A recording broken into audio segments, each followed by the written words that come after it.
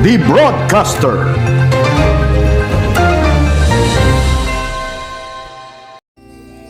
Trending ngayon sa kauna-unang tapsilugan ang perfect ngayong tag-init at sabayan na malamig na inumin at mainit na kanin, partneran pa ng sausawan na sili at toyo at kalamansi.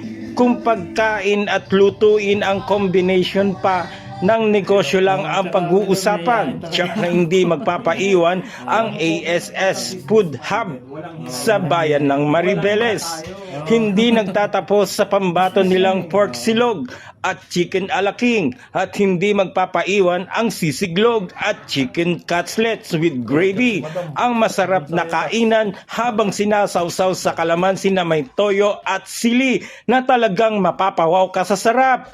May isang tapsilugan sa barangay Alas Asin sa Maribeles, patuloy na ipinapakilala ang ASS Food Hub Tapsilugan sa bayan ng Maribeles na patuloy na dinarayo ng mga tao.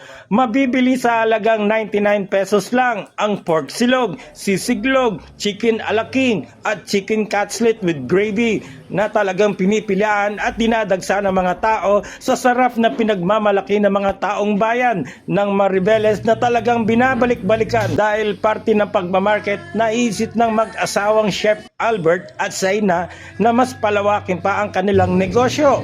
Actually, itong ANS Food Hub na to, nag-start lang kami talaga nito sa maliit pa lamang. Simula sa umpisa na pang-grocery hanggang sa naisipan pa namin na pwede pa namin dagdagan. Syempre, napapansin namin yung mga tao na yung mga nagtatrabaho dito, yung mga Power, lalo na yung mga estudyante nagpupunta rin dito, na magtayo rin kami ng sarili naming tapsilugan. Kaya nag-isip kami ng mga ibang menu na pang affordable talaga sa kanila at sulit, tsaka mura pa. Doon po.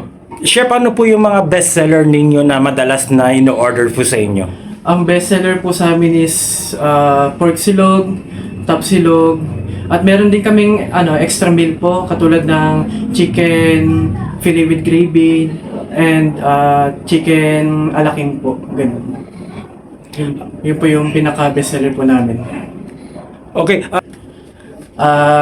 Nag-additional na rin ako ng mga ibang menu katulad ng carbonara, mga burgers and fries sa mga snack po na gustong magmerenda.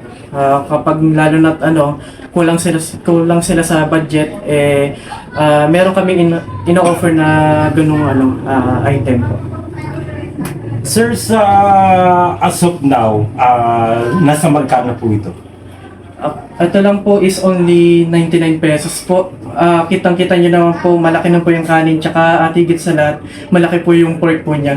Di na kayo maghahanap pa ng iba kasi doon pa lang sa presyo na 99 pesos, sulit na sulit ka na dito. At busog ka pa. At yan ang balita mula rito sa Bataan. Ito si Ryan George nag-uulat para sa The Broadcaster ng DWBL.